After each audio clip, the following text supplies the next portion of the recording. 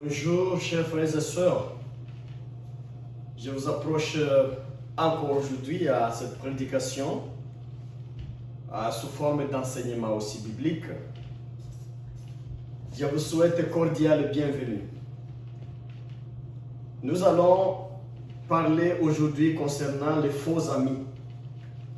Les faux amis, j'ai intitulé l'échange éviter les faux amis dans ta destinée, ou évite les faux amis dans ta destinée. Je suis toujours dans la série de la destinée et aujourd'hui je vais parler des faux amis dans la destinée. Mais la fois passée, je me rappelle, on parlait des miracles économiques de la destinée. Et là, j'étais en train de dire qu'il y a toujours des miracles économiques.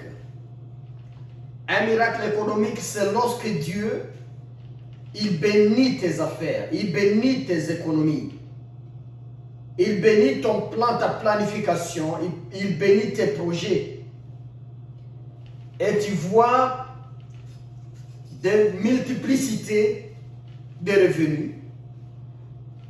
Tu vois des choses grandir de façon que tu ne sais pas expliquer.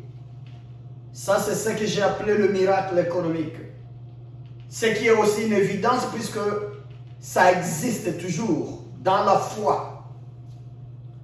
Quelqu'un qui croit en Dieu, quelqu'un qui a reçu Jésus-Christ comme Seigneur et Sauveur, s'il se met au travail, s'il se donne le courage d'initier les choses seul, en tout cas, il y aura de miracles économiques. Ça peut se faire montrer au début, tout comme au milieu, tout comme à la fin. Mais le miracle économique doit avoir place là où l'homme exploite les talents que Dieu l'a donné, il le met en pratique. Là où l'homme persévère. Voilà ce que je disais la fois passée. Il faut toujours essayer. Tant que tu respires, il faut toujours essayer. La réussite se trouve toujours dans la persévérance. L'échec annonce la réussite future. Et la réussite annonce les risques de la chute. Voilà pourquoi, mes frères et sœurs, nous devons ouvrir nos yeux, mais aussi être attentifs à partir de nos oreilles. Nous devons essayer et nous croiser les mains et attendre que quelque chose tombera du ciel. Les choses tombent du ciel, mais passent à travers un travail, un projet, un talent en action. Donc, ne cessez pas d'essayer. Essayez toujours. Que Dieu soit loué. Alléluia.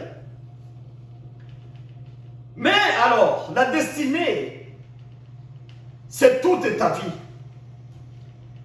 La destinée, c'est comme un voyage. Là où vous marchez, vous allez vers un objectif. Et quand je prends ça comme un voyage, je vois aussi comment vous rencontrez différentes personnes. Il y a les gens qui montent, il y a les gens qui descendent. Il y a des gens qui s'asseyent, il y a les gens debout. Tous ces gens-là, ils sont sur la route de la destinée. Et chacun se trouve dans ses affaires ou derrière ses projets. Mais on peut se rencontrer. On peut se rencontrer. Il arrive aussi de faire une route ensemble. On peut faire 2 kilomètres de la destinée ensemble avec quelqu'un. On peut faire 10 kilomètres ensemble avec quelqu'un dans la destinée. Mais il a sa voie, il y a la destinée ou la destination qu'il a, différente de ta destinée. Donc il y a toujours des gens dans la destinée. Hommes, femmes, nous tous, nous rencontrons des gens, des hommes et des femmes, des jeunes, des vieux, des gens, en bref. Nous rencontrons des gens dans notre destinée. La question est de savoir, est-ce que ces gens sont utiles dans notre destinée? Est-ce qu'ils sont utiles? Est-ce qu'ils sont tous utiles dans notre destinée? C'est des questions de débat. Les gens peuvent discuter ça dans les séances d'enseignement, dans les conférences, dans les échanges sociaux. Ils peuvent discuter. Est-ce que tout le monde que nous rencontrons dans la destinée est utile? Est-ce qu'il est utile? Est-ce qu'il est utile pour toujours? Jusqu'à quand il sera utile? Par exemple, beaucoup de questions, je n'ai pas de réponse.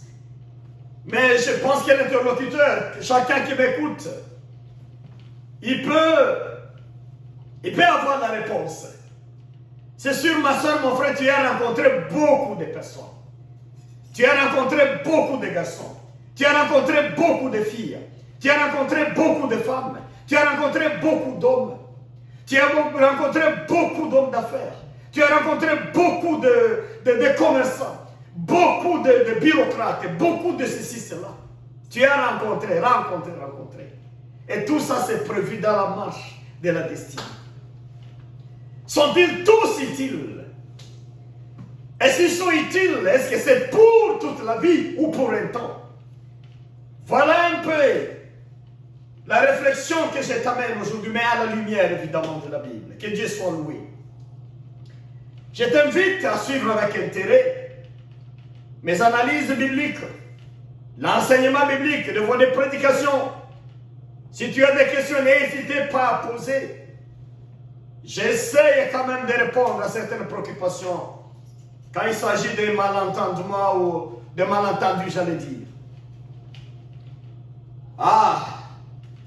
N'oubliez pas aussi de vous abonner nombreux à l'enseignement, à la prédication. Abonnez-vous toujours pour rendre la chaîne de prédication riche. Abonnez-vous. Quand vous envoyez des prédications à vos frères et sœurs, à vos amis, demandez-leur de s'abonner aussi. Alléluia. À mon avis, il y a 3 sortes d'amis dans la vie. 3 sortes ou 3 catégories d'amis. Il y a d'abord les amis d'intérêt. C'est des gens qu'on rencontre dans la destinée. Et ces gens te contemplent ou ces gens vous contemplent.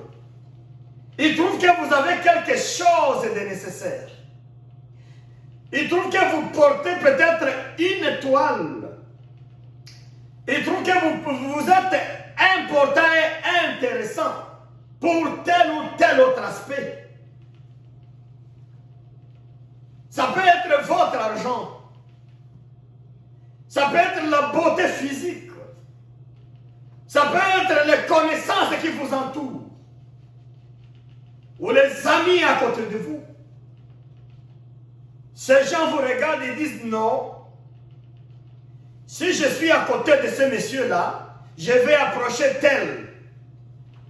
Donc pour aller à Y, je vais m'approcher à X. Pour parvenir aussi à connaître un jour Y. Et donner la main à Y. Et peut-être profiter de l'argent, des avantages, des postes et des positions de Y. Si je suis à côté de tel, je peux avoir des postes, puisqu'il a le pouvoir. Il peut me nommer un jour. Il peut m'attribuer telle responsabilité pour que je sois connu aussi. Pour que mon nom soit aussi connu et cité. Ça, c'est ce qu'on appelle les amis d'intérêt. Ils sont nombreux. Je ne sais pas lire tous les versets concernant. Mais quand vous voyez l'amitié de l'Absalom d'Absalom plutôt est Ahitophel. Absalom, c'est le fils de David. Ahitophel, c'était le conseiller de David. Mais Absalom a formulé, il a fondé des relations d'amitié avec Ahitophel, les conseillers de son père. C'était pour les intérêts. Ahitophel voulait que ces garçons prennent le pouvoir pour peut-être être rémunérés, être reconnus, être exaucés différemment de ce que David avait fait. Absalom aussi voulait, pour arriver à avoir du poids et du pouvoir en Dieu du peuple, la confiance du peuple d'Israël, il voulait avoir comme ami Ahitophel. Comme ça, quand les gens le voient avec Ahitophel, Ahitophel, c'est le conseiller de son père, ils vont dire non, tout ce que Absalom fait, ça c'est agréable, puisque regarde même son entourage, n'est-ce pas, c'est les amis de son père. Voilà les calculs qu'avaient M. Absalom et Ahitophel. Ce sont ce qu'on appelle les amis d'intérêt. Mais le résultat n'a pas été si bon, puisque en lisant la Bible, en 2 Samuel 14, 15 là, je dis bien 2 Samuel chapitre 14 jusqu'au chapitre 15, nous voyons comment les deux messieurs, Absalom et Ahitophel, ils font des complots pour chasser David au pouvoir et ravir le pouvoir que Dieu l'a donné. Nous allons trouver que les conseils d'Ahitophel à Absalom, c'était des mauvais conseils. Nous allons trouver que les conseils d'Absalom à Ahitophel, c'était des mauvais conseils. Mais des conseils liés aux intérêts. Absalom cherchait l'intérêt dans Ahitophel. Ahitophel cherchait l'intérêt chez Absalom. Là, c'est les malins. Là, on se trompe toujours. Je ne sais pas si mon frère et ma soeur, tu as rencontré d'amis comme ça. Les amis d'intérêt. Quand ils te voient, tu es entouré par les gens qui ont des fric, qui ont de l'argent. Ils viennent et ils se font amis à toi. Ils peuvent tout sacrifier, ils peuvent tout donner, ils peuvent tout faire. L'essentiel est qu'ils aient de la place à côté de toi.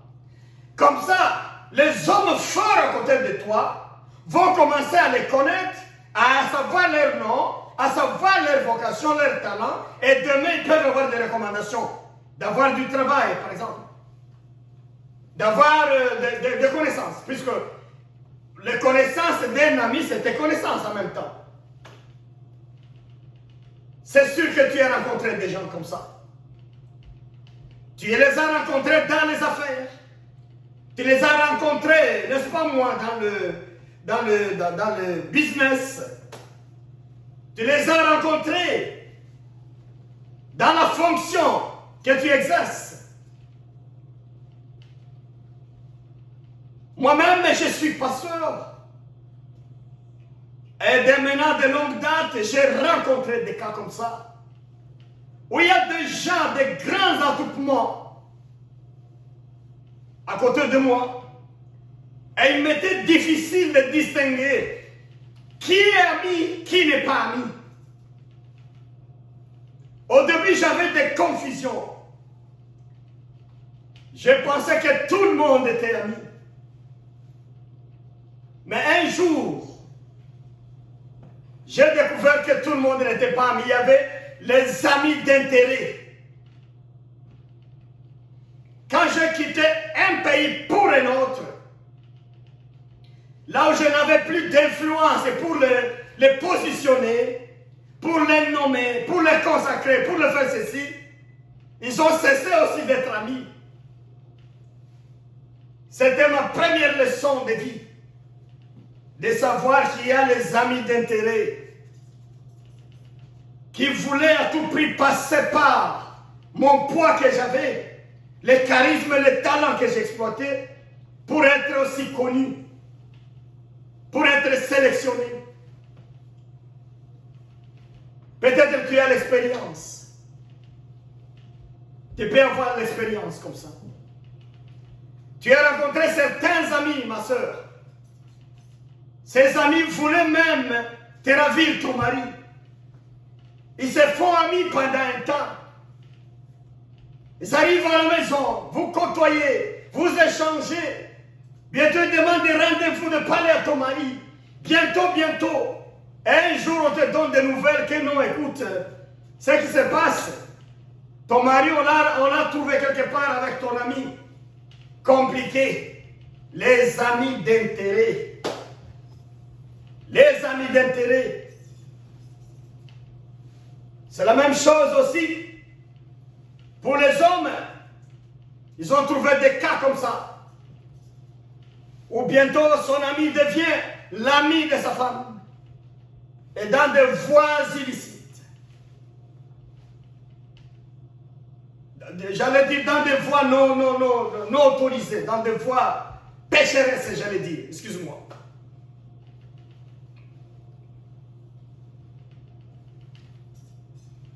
Les amis d'intérêt. Nous les rencontrons dans la voie de la destinée, dans le chemin de la destinée, là où nous allons, là où nous acheminons. Et il y a beaucoup d'amis d'intérêt. Les amis d'intérêt profitent de ce que tu as. Les amis d'intérêt profitent de ton étoile. Les amis d'intérêt profitent de tes connaissances pour monter. Mais la suite n'est pas toujours bonne. Quand ils ont atteint l'objectif, le premier ennemi, c'est toi. Quand ils ont atteint le titre, le premier ennemi, la première bête à abattre, c'est toi. Voilà comment nous regardons les amis d'intérêt. Et malheureusement, ils sont plus nombreux. C'est que mon frère, ma soeur, parmi tes amis, les amis d'intérêt occupent la grande partie. Ils sont nombreux. Les amis d'intérêt autour de toi. J'ai rencontré beaucoup de gens qui disent, moi je suis populaire. Moi les gens écoutent, je suis un homme du public. Les gens me connaissent, les gens m'aiment. Mais je crois que tu te trompes. Tu n'as pas encore expérimenté les amis d'intérêt. Quand quelqu'un expérimente les amis d'intérêt, il ne peut jamais se frapper la poitrine à cause de la popularité autour de lui. C'est l'hypocrisie. C'est l'hypocrisie. L'élément essentiel de l'amitié d'intérêt, c'est l'hypocrisie et l'intérêt. Tous les coups sont permis dans l'amitié d'intérêt. L'essentiel est d'arriver à prendre. Mais beaucoup d'amis d'intérêt se sont entretués. Ils se sont tués. Ils se sont empoisonnés pour arriver à l'objectif.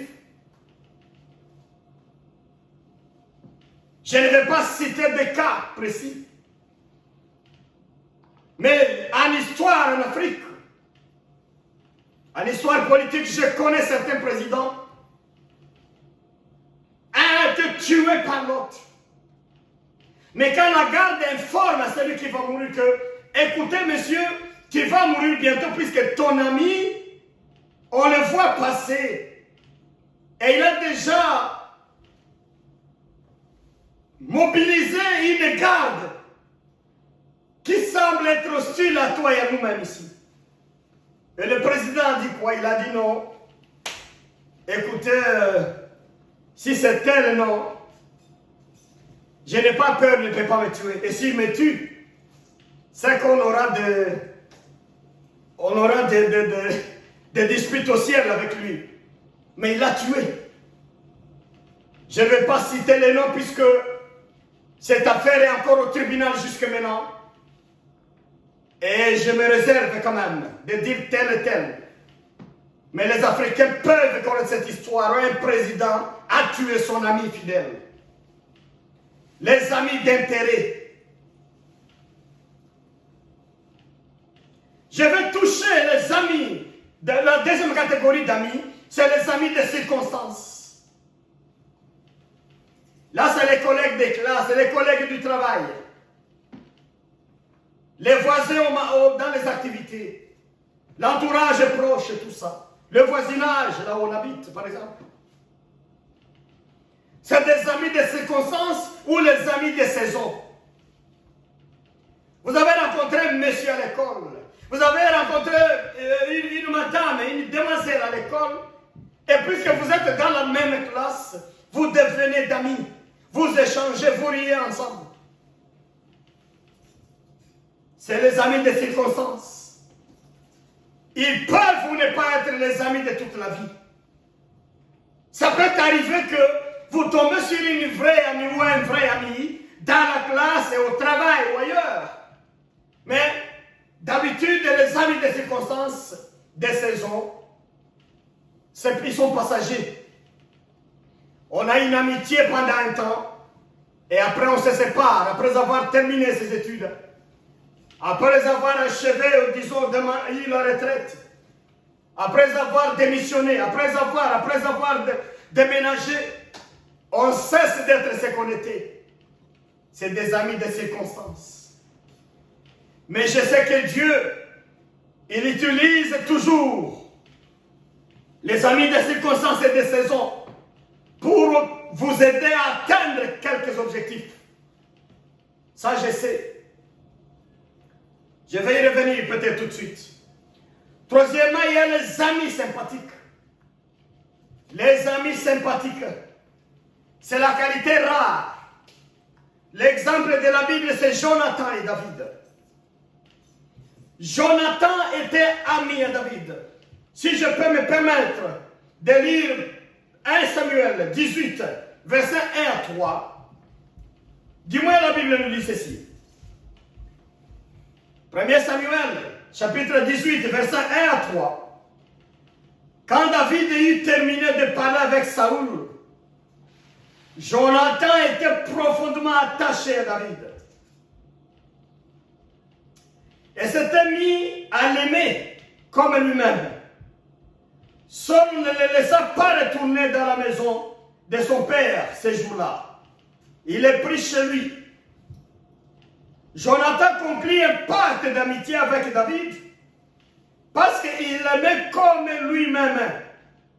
Il enleva son manteau et le donna à David et lui offrit aussi son équipement et jusqu'à son épée, son arc et son ceinturon.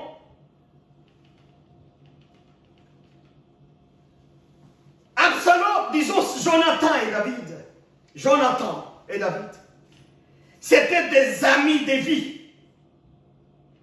C'était des amis de vie. C'était des amis de vie. Jonathan a aimé David de son cœur.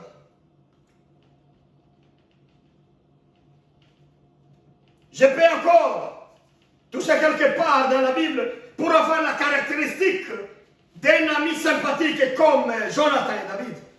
Proverbe 17. Et verset 17. La Bible nous dit ceci. Un ami aime en tout temps.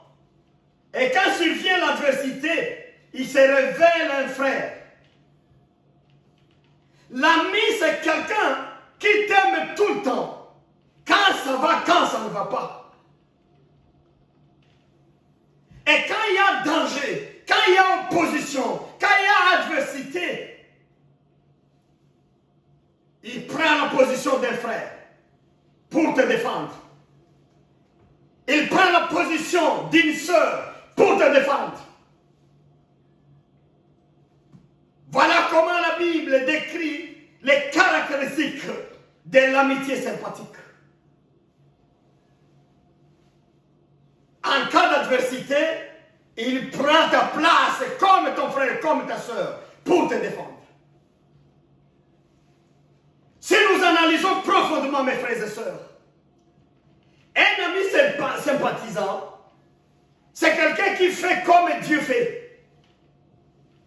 Quand tu es ami à Dieu, quand Dieu est ami à toi, et quand il y a adversité, quand il y a problème et il y a danger, Dieu ne te laisse pas. Il va d'abord prendre la position d'un frère pour te défendre. Alléluia. Je me rappelle, il y avait des problèmes dans le ministère d'un sacrificateur qu'on a appelé Josué pendant le temps de Zacharie. Les sacrificateurs, Josué avait des problèmes.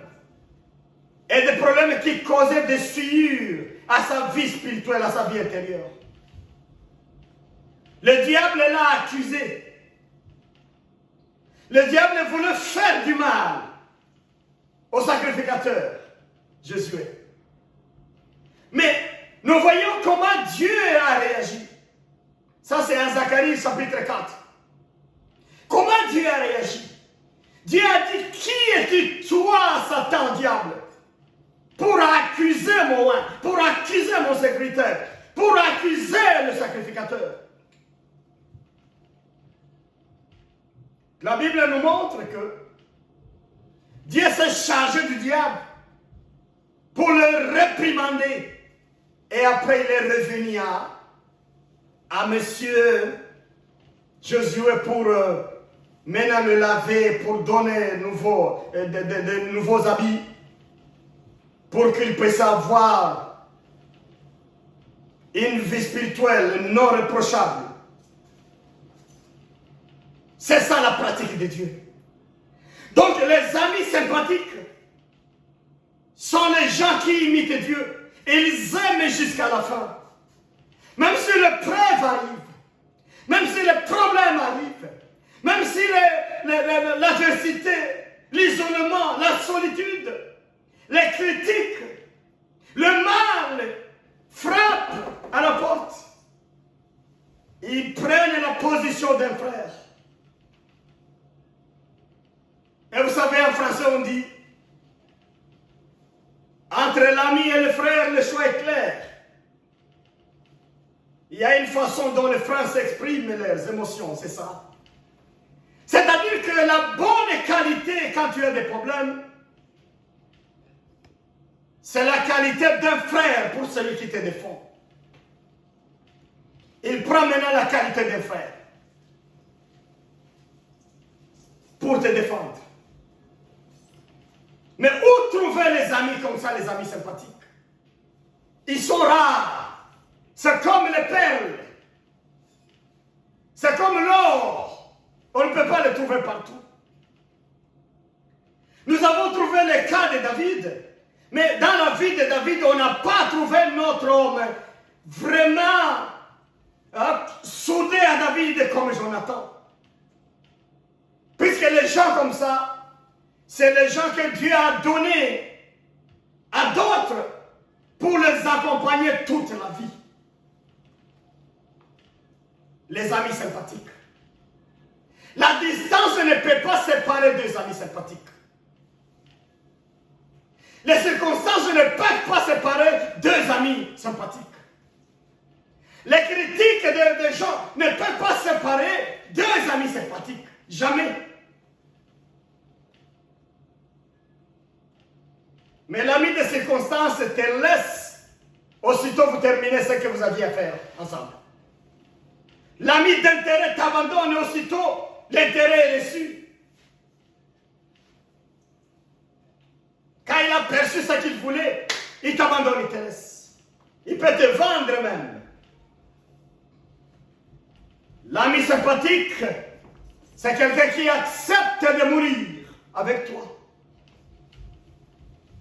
Or, ça, les gens n'acceptaient pas.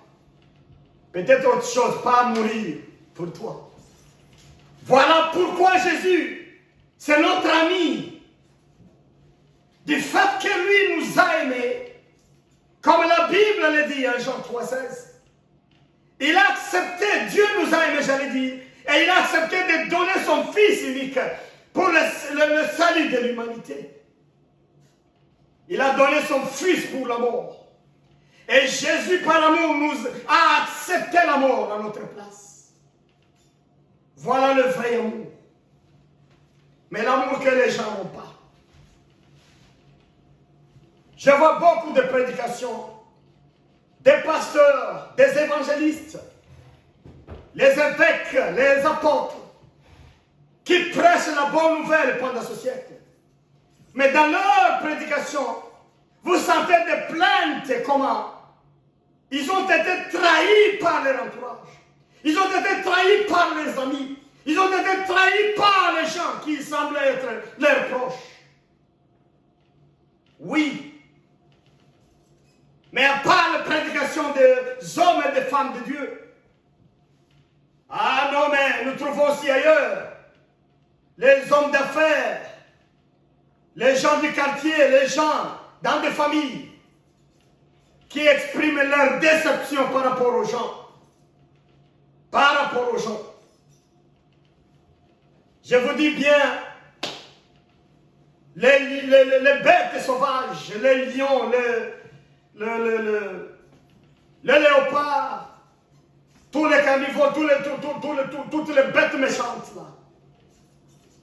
Ils sont méchants mais ils ne viennent pas toujours attaquer ta vie. Mais l'homme que tu rencontres dans la destinée, il est plus dangereux que les lions. Il est plus dangereux que les bêtes méchantes, les bêtes sauvages. Il est plus mordant que le serpent. Voilà, trouver un ami sympathique, c'est difficile. Trouver un ami comme Jonathan dans la vie, c'est difficile. Et si tu te rends compte que tu as un ami comme Jonathan, tu te rends compte que tu as un ami comme Élisée. Ah, ne t'en fais pas. Il faut le saisir. Il faut soigner l'amitié. Et l'amitié ne peut que se soigner dans les prières et dans les actions de grâce. Alléluia.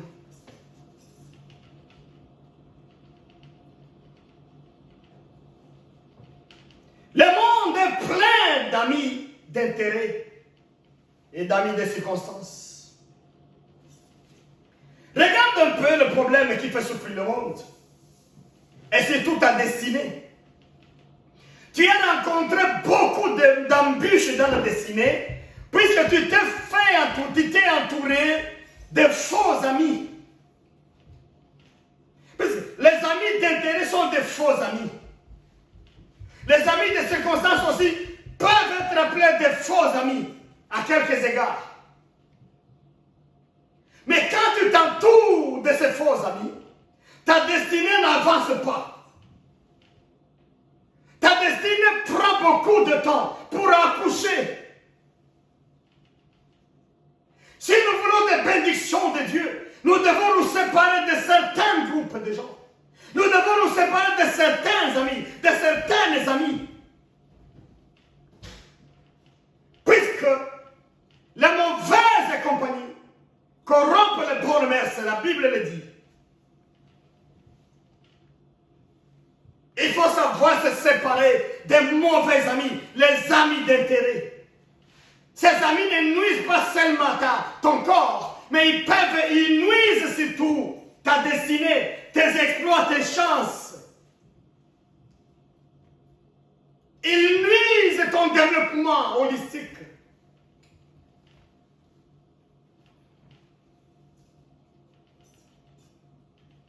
Il faut bien savoir quel est l'ami qui est à côté de toi.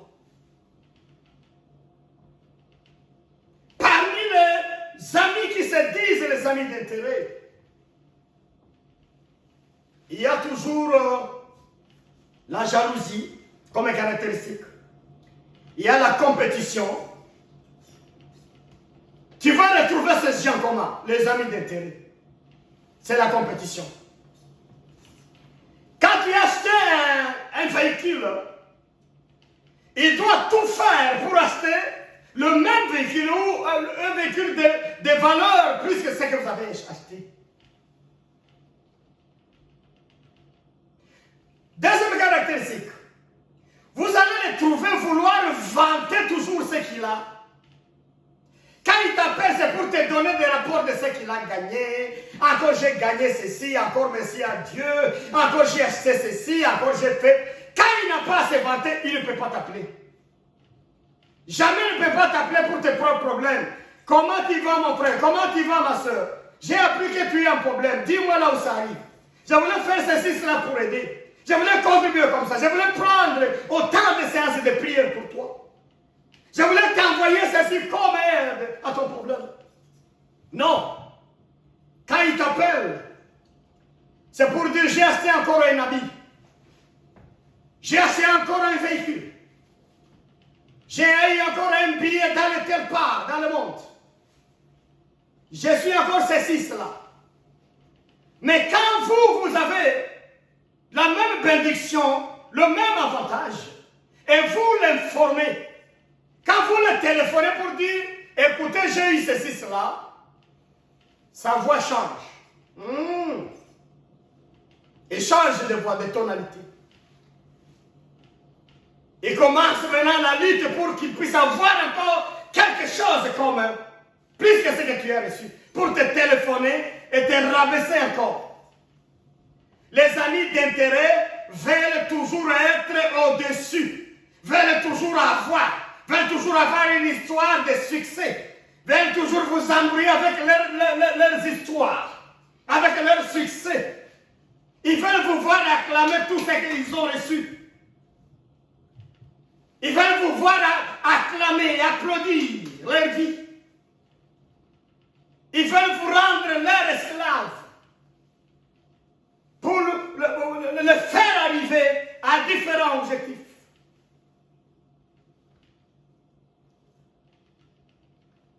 La jalousie et la compétition. Et dans cela, ils mettent toujours ta destinée en danger. Combien de sœurs, de frères en Christ, ils ont eu un peu d'argent pour commencer les affaires. Ils ont choisi de mauvaises compagnies, de mauvaises personnes à côté d'eux. Ils ont donné cet argent. Mais quand ils donnent cet argent, l'argent crée la haine, crée la jalousie. Et bientôt, les amis disparaissent. Et tout ça, ça laisse des traces de frustration dans la vie de certaines personnes. Nous avons rencontré plusieurs personnes qui disent, mais j'ai pensé que tel était un serviteur de Dieu. J'ai pensé que tel était une servante de Dieu. Mais regarde, j'ai donné la confiance, j'ai donné ceci et cela. Mais voilà comment il ne m'a pas honoré. Je n'ai pas oublié un serviteur de Dieu. Une femme s'est confiée à lui. La femme a donné l'argent capable d'acheter deux conteneurs. Et le serviteur a dit, je suis là pour te faciliter les transactions. Je vais te donner l'argent, des bénéfices au retour. Mais cet homme a disparu pour réapparaître dans 3 ans et dire, je m'excuse, tout l'argent a été bousillé. J'ai perdu tout l'argent. Mais quand Dieu te donne et te bénit avec l'argent, tu livres ça dans le mains de gens que tu ne maîtrises pas. Tu donnes ça aux faux amis. Tu ne peux pas réussir. Quand quelqu'un qui a la haine et la jalousie prend ton argent en main comme ça, directement la somme est maudite. Directement ton argent est maudit. Directement c'est des problèmes de ta destinée. Il va bloquer ton avancement. Même s'il n'est pas sorcier. Mais le cœur dans son intérieur, ces mauvaises pensées. Ces mauvaises pensées ont d'implications négatives sur l'argent qu'il touche de ta main.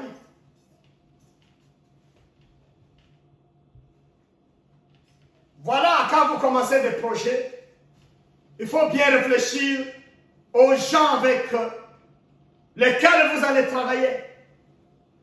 Il faut réfléchir aux travailleurs, il faut réfléchir aux gens avec qui vous allez coopérer. Puisque la réussite dépend des gens que vous rencontrez aussi dans votre destinée. Si vous rencontrez des bandits, la destinée aura des problèmes. Si vous rencontrez des détourneurs, la vie aura des problèmes. Si vous rencontrez des voleurs, la destinée aura aussi des problèmes des voleurs. Faites attention. Ayez du courage d'essayer, mais essayez vous-même d'abord. Ah, ne comptez pas sur les hommes. Que Dieu nous aide. Écoutez, je l'ai encore dit au début de cette prédication ou de cet enseignement. Il y a des gens qui se vantent, qui ont l'orgueil puisqu'ils sont connus par beaucoup de gens. C'est pas bien. Tous ces gens-là ne sont pas tes amis. Peut-être tu n'as jamais eu de problème pour savoir qui est ami et qui ne l'est pas. Tu sauras qui est ami, c'est quand tu auras des problèmes de la vie. Quand tu auras des problèmes, quand tu seras dans l'épreuve, tu sauras qui est ami et qui n'est pas ami. Tu le sauras. Tu le sauras. Ce qui t'aidera à distinguer les amis d'intérêt et les amis sympathiques, c'est les épreuves de la vie. Les circonstances malheureuses. Quand tu auras des problèmes, tu verras comment les amis vont se comporter. Tu verras comment ils te critiquent à l'extérieur. Tu verras comment ils vont te trahir encore, te vendre encore à l'extérieur négativement. Il faut te livrer. Il faut créer d'autres histoires, même celles qui n'existent pas, contre toi. Quand on n'est pas encore passé dans l'épreuve, on ne peut pas savoir qui est vrai ami, qui est faux ami à côté de toi, ou à côté de soi. C'est seulement l'épreuve qui nous ouvre les yeux à voir qui est ami, qui n'est pas ami. Pourquoi j'ai amené cette prédication? C'est tout simplement puisque beaucoup de gens ont essayé de mettre leur talent en pratique. Ils ont mobilisé beaucoup de gens, mais après ils ont été déçus par les gens au point d'abandonner. Donc il y a beaucoup de blocages des amis dans la destinée. C'est pourquoi il faut connaître la notion d'amis. La société va beaucoup évoluer quand elle distingue les amis. Les familles évoluent mieux quand ils peuvent maintenant différencier les amis. Tout le monde n'est pas ami. Oh, que Dieu nous aide. Mais quand nous lisons Jérémie 17:5, la Bible nous dit: maudit soit l'homme qui se confie à l'homme, qui se confie aux hommes, qui soient maudits. Mon frère, ma soeur, écoutez la parole de Dieu. N'ayez pas confiance dans les hommes. N'ayez pas confiance dans les hommes. Écoutez la parole de Dieu. N'ayez jamais confiance dans les hommes. Tu vas grandir dans la foi lorsque tu auras doute devant chaque personne. Lorsque tu auras des doutes de toi-même pour avoir confiance en Dieu seul qui est au ciel. Là, c'est la maturité spirituelle. Un homme de bonne spiritualité, une femme de bonne spiritualité, c'est celui ou celle qui n'a pas confiance aux hommes, mais qui a plus confiance en Dieu. Alléluia. Puisque les hommes changent avec le temps. Les hommes changent dépendamment de leurs objectifs. les intérêts.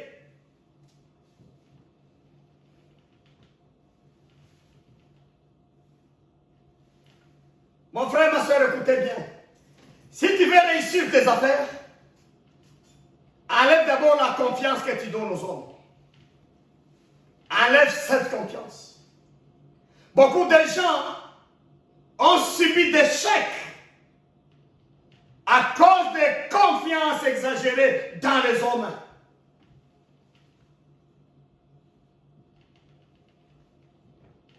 Il y a des femmes qui dépendent d'autres femmes. Il y a des hommes qui dépendent des hommes. Il y a des femmes qui dépendent des hommes. Il y a des hommes qui dépendent des femmes. Des hommes qui dépendent d'autres. Mais la Bible nous dit, maudit soit l'homme qui se confie aux hommes.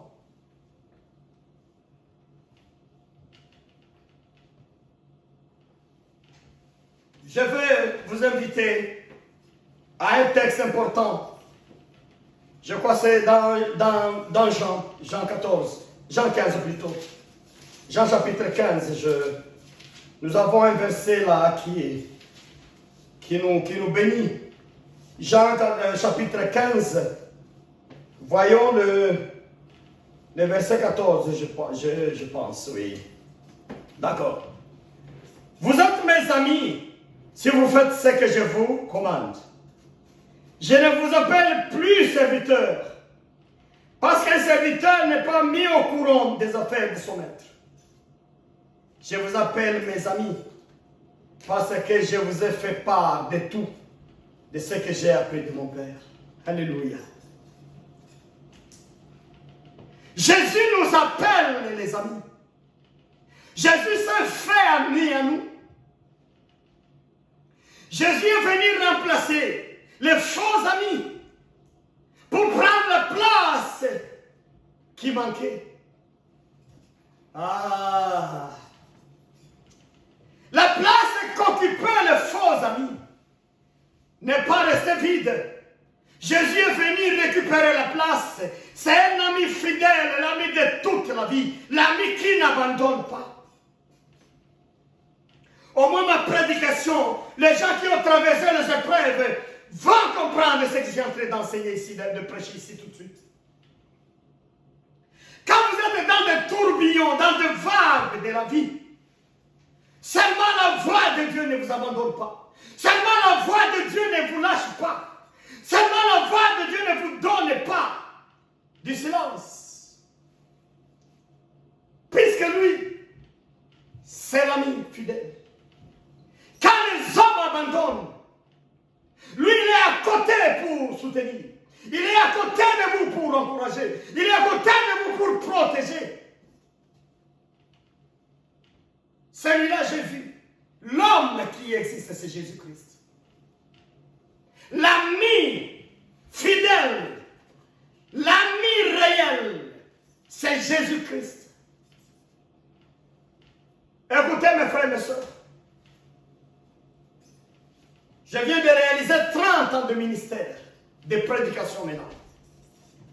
Et pendant les 30 ans, j'ai rencontré beaucoup de gens dans plusieurs pays, des dizaines de pays, pas un, deux, des dizaines de pays. Mais il y a une personne que j'ai trouvée fidèle. Il y a une personne qui n'a pas changé. Il est ce qu'il était quand j'ai commencé le ministère. Quand il me parle avec le même ton, avec la même voix pleine d'amour qu'il avait dès le début de l'appel. Ce monsieur s'appelle Jésus-Christ. Jésus m'a appelé à le servir dans les années 90.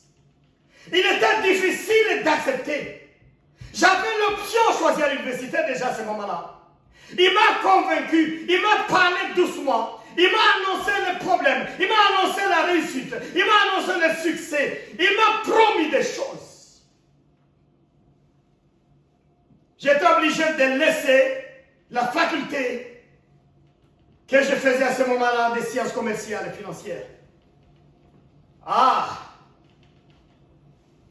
Pour prendre le ministère et plutôt étudier la théologie. Je ne témoigne pas ma vie si ce n'est pas l'occasion. Mais, jusqu'à maintenant, quand il me parle, je me rappelle comment il m'a parlé en 90. Je me rappelle. C'est le même temps. J'ai traversé beaucoup de preuves, d'intempéries. Quand on est serviteur, c'est l'expérience aussi. De ce qu'on a vu, ce qu'on a vécu. 30 ans, ce n'est pas de la blague, ce n'est pas seulement des rires. 30 ans, ce n'est pas des sourires aux lèvres. 30 ans, c'est la guerre, les combats. 30 ans, c'est des cicatrices.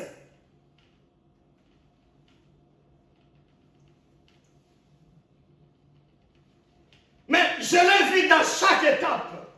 Alléluia. Je l'ai vu dans chaque étape. Je l'ai vu dans chaque étape. Même quand il m'est arrivé de rester seul, sans amis, sans frères. Je l'ai trouvé à côté de moi. Et il me disait, avance, je suis avec toi. Ne regarde pas en arrière. Avance, je suis avec toi. Il ne m'a pas trompé. Et je continue à voir tout ce qu'il m'a promis depuis l'année 90. Jusqu'à maintenant, je continue à vivre ce qu'il m'a dit. L'homme qui ne change pas. La Bible nous dit, je ne vous appelle plus mes serviteurs, mais vous êtes maintenant mes amis, puisque vous connaissez les secrets de mon cœur. Je vous transmets tout ce que mon Père m'a donné. Vous êtes des amis. Mon frère, ma soeur, je ne sais pas ton expérience, mais choisis l'ami qui ne trahit pas, c'est Jésus-Christ. Je ne sais pas si maintenant ma confiance n'est plus dans les hommes, mais c'est en Dieu. Je pense oui, je suis à ce niveau-là, au niveau spirituel. Les hommes, ok, c'est bon. Mais est-ce que je n'ai pas besoin d'hommes maintenant? C'est ça la problématique. J'ai besoin d'hommes. Ta destinée a besoin d'hommes, ma destinée a besoin d'hommes. Mais c'est des gens qu'il faut prendre toujours avec prudence. C'est des gens qu'il faut prendre toujours avec réserve. C'est des gens qu'il faut toujours prendre avec le discernement spirituel. Dieu peut t'envoyer certaines personnes pour un temps seulement. Ils te servent à arriver à tel point. Et puis ils rentrent. Tu continues avec d'autres. Dans la destinée, ces choses existent. Il y a des gens que Dieu a prédestinés, que tu vas rencontrer pour t'aider dans telle période, dans telle étape. Mais quand cette étape est finie, ne continue pas à forcer l'amitié avec ces gens-là. Ne continue pas à forcer l'amitié. Il faut terminer. Et pendant ce temps-là, Dieu peut utiliser ces gens.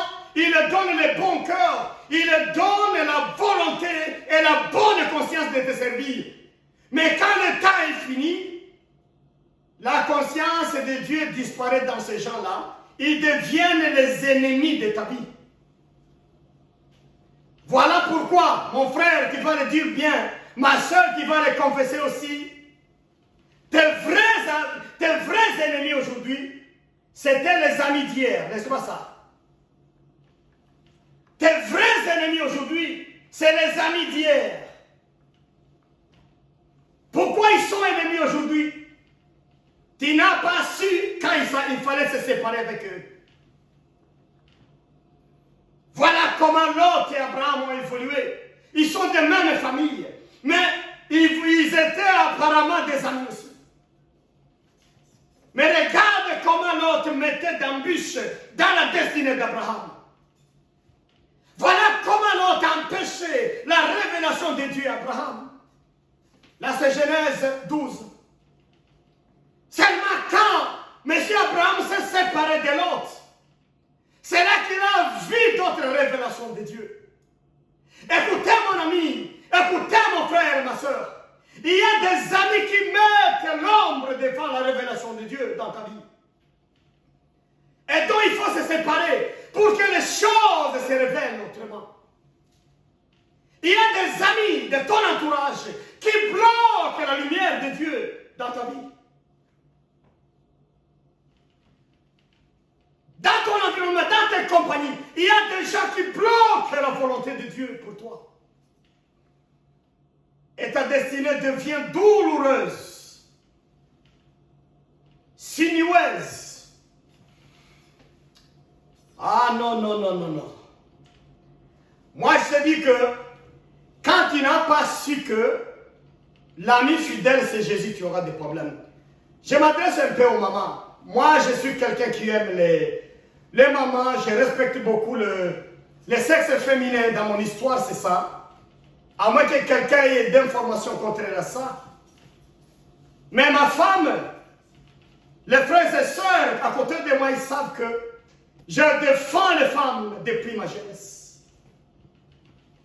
Et jusque maintenant, au contraire, je suis contre un homme qui fait des bêtises et d'humilier une femme. Je suis contre. Mon entourage connaissant. Mais écoutez bien, chère maman, là où vous êtes. Une femme qui se fait beaucoup d'amis femmes, une femme qui se fait beaucoup d'amis filles, c'est une femme qui a des problèmes tous les jours.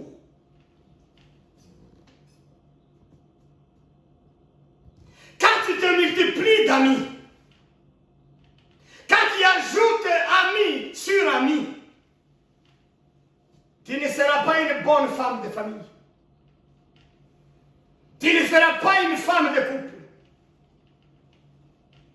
Tu ne seras pas une bonne maman de famille. Ça, je te le dis. Les femmes se trompent entre elles. Les femmes se jalousent entre elles. Les femmes se jettent dans des trous elles-mêmes.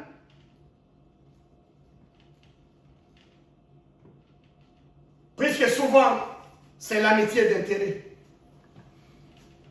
Un homme qui repose dans les amitiés avec d'autres hommes, il construit difficilement son foyer.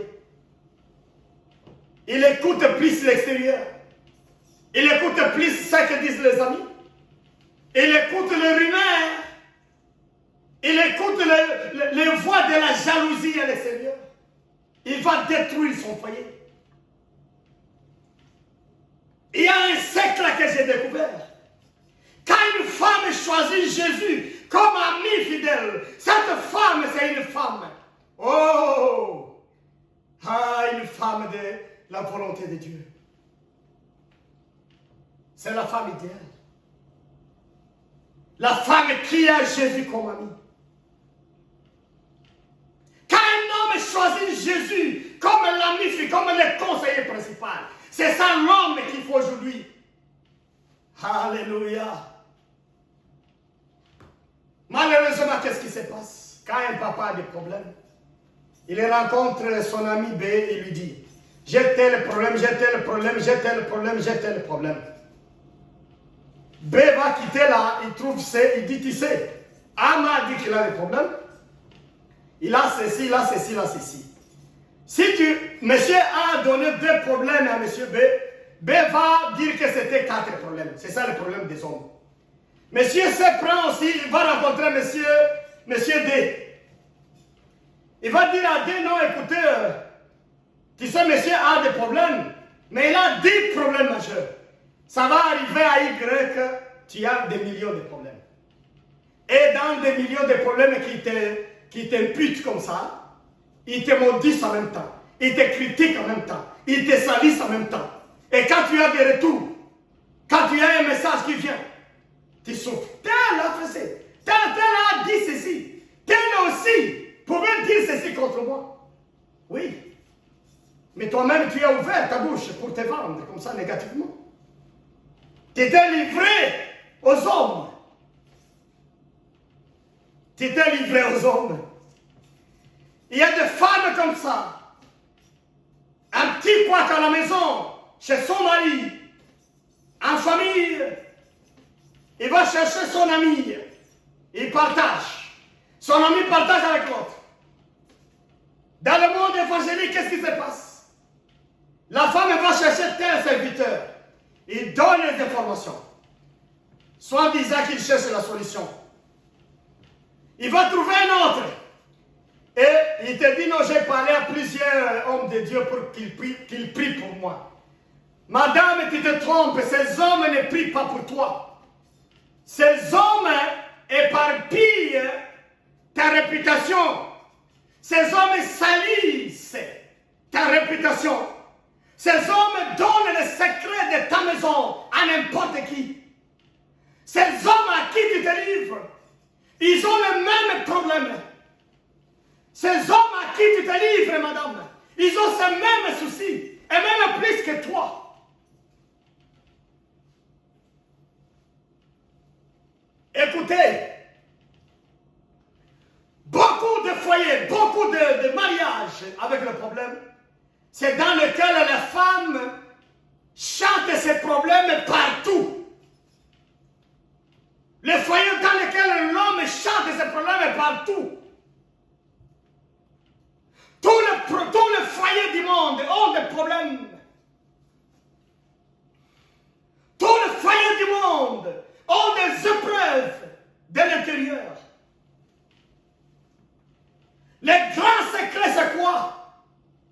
Il faut fonder sur l'ami fidèle. L'ami fidèle, c'est Jésus-Christ lui-même. Quand vous avez des problèmes, au lieu d'aller vous dévoiler aux hommes et aux femmes, prenez le temps de prier. Explique le problème à Jésus. Prends le temps de prier les jeunes. Insiste avec l'humilité. Dès que tu vas apprendre à ne pas informer aux gens tes problèmes, tu verras comment ta destinée va avancer. Il y a beaucoup de problèmes que tu vas traverser. Sans en parler avec les gens et tu seras victorieux. Il y a des gens qui me disent, c'est comme s'il n'a pas de problème. On le voit toujours bien. Là, non, il a eu le secret. Il se confie toujours en Jésus. Il a le même problème comme tous les humains. Il a le même problème comme dans tous les mariages. Mais il se confie en l'Éternel. Au lieu d'être malheureux, il devient maintenant heureux l'homme qui se confie en l'Éternel. C'est la parole de Dieu nous dit, maudit soit l'homme qui se confie aux hommes. C'est-à-dire qu'il soit béni l'homme qui se confie en l'Éternel. C'est ça l'inverse de ce texte biblique. De Jérémie 17. Alléluia. Heureux l'homme qui se confie en l'Éternel. Heureux la femme qui se confie en l'Éternel. Heureux l'homme qui se confie en Jésus-Christ. Les affaires que tu vas commencer, le talent que tu vas mettre en pratique, ne fondez pas sur les hommes. Mais quand cela ne tienne, je ne te dis pas maintenant que tu vas prendre un bateau là et commencer à tabasser tous les hommes à côté de toi, puisque le prédicateur a dit non, il faut se méfier. Non! Ce sont les gens qui t'aident à faire la publicité. Ce sont les gens qui t'aident à faire les manœuvres lourdes. C'est ça les manœuvres lourdes, j'allais dire. Ce sont les gens qui t'aident, n'est-ce pas, à acheter tes histoires, tes produits. Ce sont les gens qui achètent tes livres. Ce sont les gens qui écoutent tes prédications. Ce sont les gens, n'est-ce pas, qui parlent aussi bien de ton nom à l'occasion. On ne pourra pas éviter les gens puisqu'on est encore dans le monde des gens, dans le monde des humains. Mais il faut être prudent. Ne donnez pas le cœur aux gens. Le seul cœur à Jésus. Discutez avec les gens. Marchandez avec les gens sans leur donner de place dans le cœur. Laissez le cœur, l'espace à Jésus. Ces secrets, je vous le livre dans ma prédication. Ne laissez personne pénétrer ton cœur. Ne donne pas la place à quelqu'un. Nous tous, nous avons donné des places aux gens. Ils sont entrés dans les chambres intérieures. C'est nos cœurs. Mais ils ont fait pipi à nos cœurs. Des grandes déceptions qu'on a récoltées. Mais le secret, c'est quoi? Maintenant, nous sommes repentis, nous avons dit à Dieu, pardon. Nous donnons la place qu'on donnait aux hommes. Nous te donnons la place, Jésus. Mets-toi là. On va parler avec les gens. On va appliquer la justice et l'équité. On va essayer d'être concret dans les choses. On va initier le projet. On va travailler. on va conseiller, on va aider les gens, mais ils ne font pas se fier aux gens. Non. Utilise les gens, servez les gens aussi, mais ne te confie pas aux gens. C'est différent. On peut vivre sans beaucoup d'amis à côté. Ça, c'est quelque chose qui n'est pas connu. Dans ma culture, dans ma grande culture africaine, en tout cas, l'homme se retrouve plus dans les amitiés, dans la culture, dans la société. Évidemment. Mais on peut vivre sans ces amitiés-là. Mais on garde juste le respect de chacun. Bonjour, comment ça va aujourd'hui? Comment je peux t'aider? Est-ce que tu peux m'aider à ceci, mon frère, ma soeur? Voilà comment on peut faire. Mais ne donnez pas toute confiance. Celui qui bénit ta destinée, ce n'est pas les hommes, c'est l'ami fidèle qui est Jésus. Alléluia. Celui qui te facilite la marche, ce n'est pas les hommes, c'est Jésus. S'il peut utiliser les hommes pendant un temps, quand ils terminent leur mission, sois prudent avec eux. Ne te querelle pas avec les gens. Ne reste pas avec les dettes des gens. Non. N'ayez pas de choses là d'être critique avec les gens. Essayez de faire ce qui est possible, de faire le bien avec les gens, tout en gardant la place à Jésus dans le cœur. La grande confiance de notre vie. Que Dieu vous bénisse, mes frères. Je suis sûr que ta destinée va évoluer.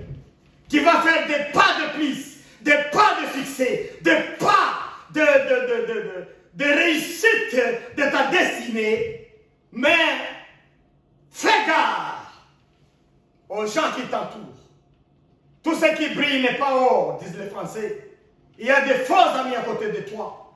Mais un jour, tu sauras qu'ils sont faux amis. Mais si tu mets Jésus à la première place, les choses, les actions, les réactions, les comportements des hommes, ça, tu vas essayer de temporiser, minimiser. Puisque Jésus est la première place. Il ne peut pas tromper. Il ne peut pas abandonner. Il ne peut pas rompre l'alliance comme ça. Il est là à côté de toi. L'essentiel est de continuer à faire ça. Disons, selon sa promesse, selon sa parole, selon ses principes. Soyez bénis partout où vous êtes, que Dieu vous bénisse abondamment. Prions. Père éternel, merci pour ce message. Nous demandons ton aide.